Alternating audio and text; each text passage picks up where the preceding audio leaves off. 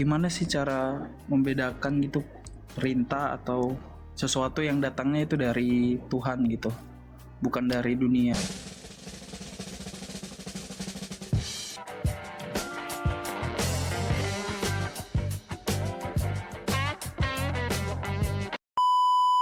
Di Halo? sini aku mau bertanya dong Kak.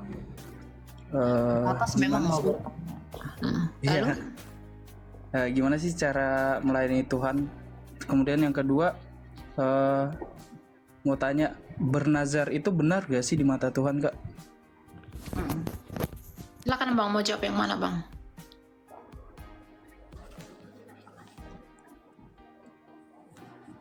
Oke ya. Yang pertama, apa sih itu melayani? Melayani Tuhan itu adalah hidupmu. Roma 12 ayat 1. Karena itu saudara-saudara, demi kemurahan Allah aku menasihatkan kamu supaya kamu mempersembahkan tubuhmu sebagai persembahan yang hidup, yang kudus dan yang berkenan kepada Allah. Itu adalah ibadahmu yang sejati. Jadi melayani Kristus, melayani Tuhan itu adalah memberikan hidup kita kepada kekudusan seperti yang Dia mau dan kehendaki. Melayani Dia artinya mengikuti apa yang Dia mau.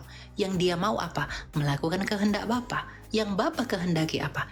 Datang kepada Kristus dan melakukan apa yang Kristus perintahkan. Itu pelayanan kita. Kamu melayani nggak mesti harus jadi seperti saya, jadi pendeta, atau jadi apa, nggak. Kamu guru, kamu dokter kah, kamu pebisnis, kamu apapun pekerjaanmu, silahkan lakukan menurut apa yang Tuhan panggil. Tapi tetap lakukan itu di dalam takut akan Tuhan dengan tujuan yang baik dan jaga kekudusanmu untuk itu. Itu pelayanan yang sejati di hadapan Tuhan. Nah, jadi kamu gak perlu capek-capek. Aduh, kayaknya aku kan dokter, aku harus jadi apologet lah. Enggak, kamu kerja aja jadi dokter, kamu kerja aja jadi guru, kamu jadi polisi, silakan. Tapi kerjalah di dalam bidang-bidang yang Tuhan percayakan bagi kamu, menurut aturan-aturan dan prinsip yang Tuhan Yesus ajarkan, yaitu apa? Kasih. Kalau kamu di pemerintahan, perhatikan orang miskin, perhatikan orang lemah. Kalau kamu di kepolisian, lihat orang yang diperlakukan tidak adil, kasihi mereka, bela hak mereka. Kalau kamu jadi dokter, lihat orang yang gak mampu, obati mereka, jadilah berkat bagi mereka. Matahari tidak pernah menyinari dirinya sendiri, sungai tidak pernah mengaliri dirinya sendiri. Maka kita pun gak boleh menikmati apa yang Tuhan percayakan kepada kita, dan kemampuan itu dan talenta itu untuk diri kita sendiri. Sejak dunia ini dijadikan, kita memang Tuhan tentukan untuk berdampak, menyinari, sebab Tuhan itu berdampak karena Dia adalah terang. Terangi orang lain. Bukankah kamu adalah garam dan terang dunia? Kamu mengasinkan yang tawar dan kamu menerangi yang gelap. Kalau kamu jadi guru, pinterkan orang yang gak mengerti. Kalau kamu jadi petani, lakukan, beri makan mereka yang tidak punya bahan baku untuk dimasak dalam rumahnya. Kan begitu. Kalau kamu jadi nelayan, berikan ikan-ikan yang kamu tangkap bagi orang yang gak makan ikan. Jadi jadilah berkat dimanapun kamu berada. Itu pelayanan yang sejati. Tapi tetap harus di dalam pengenalan akan Tuhan yang benar, yaitu Yesus Kristus. Agar di dalam Dia kamu diperdamaikan, dan di dalam Dia buah-buahmu itu diperhitungkan. Kamu tidak dihukum. Lalu mengenai najar, bagaimana itu najar, Elia? Najar itu adalah janji yang kamu ucapkan kepada Tuhan, di mana di dalam janji itu kamu menajarkan sesuatu kalau janji itu terrealisasi kepada Tuhan. Dalam Bilangan 30 ayat 2 dikatakan, apabila seorang laki-laki bernazar dan bersumpah kepada Tuhan sehingga ia mengikat dirinya kepada suatu janji, maka janganlah ia melanggar perkataannya itu. Haruslah ia berbuat tepat seperti yang diucapkannya. Dalam Ulangan 23 diulang Musa dalam ayat 21, apabila engkau bernazar kepada Tuhan Allahmu, janganlah engkau menunda-nunda memenuhinya, sebab tentulah Tuhan Allahmu akan menuntutnya daripadamu sehingga hal itu menjadi dosa bagimu. Jadi kita harus membayar nazar kita kepada Allah. Makanya jangan asal berjanji sama Tuhan, tidak boleh. Ya. Oke, Rich. Terima kasih Kak Elia. Oh iya Kak Elia, masih mau tanya satu lagi, bisa nggak Kak? Oh ya, silakan. Kak, aku mau tanya dong, gimana sih cara membedakan gitu perintah atau sesuatu yang datangnya itu dari Tuhan gitu, bukan dari dunia gitu, Kak? Lihat buahnya. Matius 7 ayat 16, dari buahnya lah kamu mengenal mereka. Rasul Paulus mengingatkan kita untuk menguji segala sesuatu. Buahnya baik enggak? Buahnya untuk memuliakan Tuhan enggak? Buahnya untuk mengaliri kasih enggak? Tuhan perintahkan saya untuk mengawini bocil. Itu bukan dari Tuhan. Tuhan memerintahkan saya untuk merebut janda-janda. Itu enggak dari Tuhan itu. Tuhan memerintahkan saya untuk membunuh bla bla bla bla bla bla. Demi mendapatkan ini itunya. Itu enggak dari Tuhan. Tuhan memberitakan saya untuk mengajari mereka yang belum mengerti. Itu dari Tuhan. Karena dari buahnya lah kamu dikenal. Gitu. Jadi nggak mesti karena ada suara-suara apa, enggak. Gitu ya. Oke. Oke, terima kasih Kak Elia, pengalamannya Nah, pengalaman baru sih. Terima kasih Kak. oke. Salam. Salam. Abang ada yang mau ditambah, Bang? Halo, malam Kak. Oh iya, silakan malam, silakan Pak. Saya mau tanya, saya ada 2 pertanyaan. Ya. Yang pertama ini, bagaimana hukumnya atau jika seorang yang dulunya Kristen terus memilih untuk masuk ke agama lain dan ternyata di agama barunya itu dia tidak menemukan apa yang dia cari gitu, kedamaian. Terus dia pengen balik nih ke Kristen lagi, itu apakah masih bisa diterima atau tidak? Terus pertanyaan yang kedua, itu perbedaannya Kristen dengan saksi Yehova itu apa? Apakah sama atau beda? Terima kasih. Oke. Kita baca di dalam Lukas 15.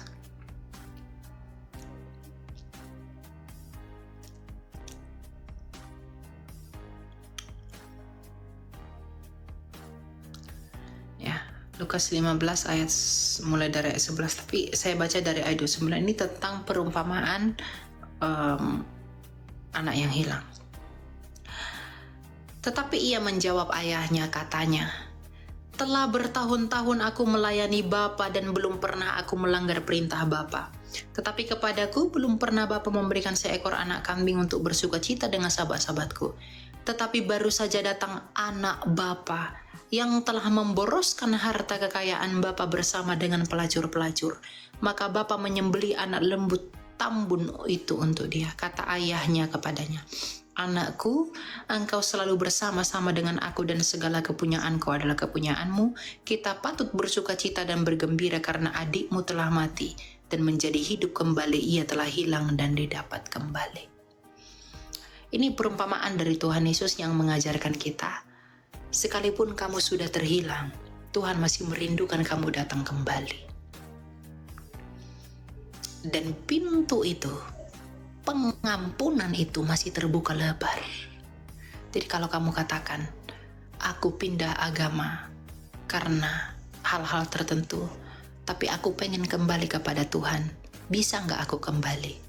Menurut perumpamaan Tuhan Yesus, itulah yang Tuhan rindukan, kembalinya kamu sama Dia. Jadi kamu harus kembali sama Tuhan. Jadi datanglah kembali kepada Kristus, percaya lagi kepada Tuhan, bersatu dengan gereja. Jadi bisa? Tentu bisa. Ya, nah lalu kamu tanya tentang Kristen dan saksi Jehovah. Saksi Jehovah itu apa? Saksi Jehovah itu adalah bidat sesat yang dikutuk oleh gereja, yang berasal dari pengajaran yang disebut dengan Unitarianisme. Jadi nenek moyangnya saksi Jehovah ini adalah Unitarian, pengajaran Unitarian. Ciri khas dari pengajaran Unitarian ini adalah mereka mengatakan bahwa Yesus itu adalah ciptaan, bukan yang ilahi. Nah, itu akan bertentangan dengan argumentasi Yohanes 1 ayat 3, Kolose 1 ayat 15, Yohanes 1 ayat 1, Kejadian 1 ayat 3, bahwa oleh firman Allah telah menjadikan segala sesuatu. Jadi Yesus itu bukan ciptaan, Yesus itu adalah firman-Nya Bapa yang diam secara kekal di dalam Bapa sejak kekekalan. Gitu. Jadi jangan ikuti saksi Yehova ya.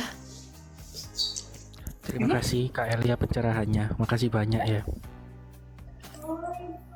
Ya, God bless ya. Halo, shalom. Ya, shalom Trisha. Ya, Kak, atau lebih baiknya kan, saya ingin bertanya di mana saat ini banyak orang bingung tentang Kitab Wahyu, gitu. Tapi pertama saya ingin bertanya, boleh bertanya tentang di luar konteks ketuhanan ini? Boleh, silakan mau tanya apa Pak? Saya ingin bertanya di mana pengertian tentang Wahyu pasal 7 ini, yang perikopnya ya, saya bacakan perikopnya aja karena ini berkaitan semua dalam ayat ini yang mulai dari pasal 7 ini ya. Orang-orang yang dimeteraikan dari bangsa Israel. Maksudnya kenapa tetap di bangsa Israel yang terpilih untuk dimeteraikan? Kalau untuk menjelaskan ini meterai tentang apa, saya sudah paham. Ya, saya sudah paham, tapi kenapa harus orang-orang Israel saja? Ya, ke-12 suku ini ya, tentunya. Yang harus dimeteraikan, bukan dengan bangsa-bangsa yang lain. Ini saya mau tanya hanya tentang pendapat, pengertian, dan doktrin daripada Bang Elia. Bukan hanya Israel ini Pak. 9 Bapak enggak baca kah? Iya. Maksudnya di sini dalam pasal 7 ini hanya khusus pasal 7 ini saja dulu. Iya, itu pasal 7 ayat 9-nya itu Bapak enggak baca. Orang banyak Setelah yang tidak itu. kemudian. Oh iya, maaf, maksudnya kan saya hanya terpandang kepada satu perikop ini, bukan ke perikop yang lain. Nggak boleh. Semua ayat dibaca. Oke. Ayat 7 itu adalah bangsa Israel. Jadi umat perjanjian lama itu Tuhan meteraikan yang memang berdasarkan iman mereka kepada Mesias yang akan datang. 144.000 itu bukan jumlahnya ya, itu simbol. 144.000 itu artinya angka yang sempurna, 12 kali 12 kali 1000. Nah, di luar Israel juga ada yang Tuhan meteraikan. Baca ayat 9-nya. Setelah itu aku melihat sesungguhnya suatu kumpulan besar orang banyak yang tidak dapat dihitung jumlahnya, dari segala bangsa, suku, umat, dan bahasa, berdiri di hadapan tahta dan di hadapan Anak Domba, memakai jubah putih. Ya, berarti orang yang selamat ini karena jubahnya putih.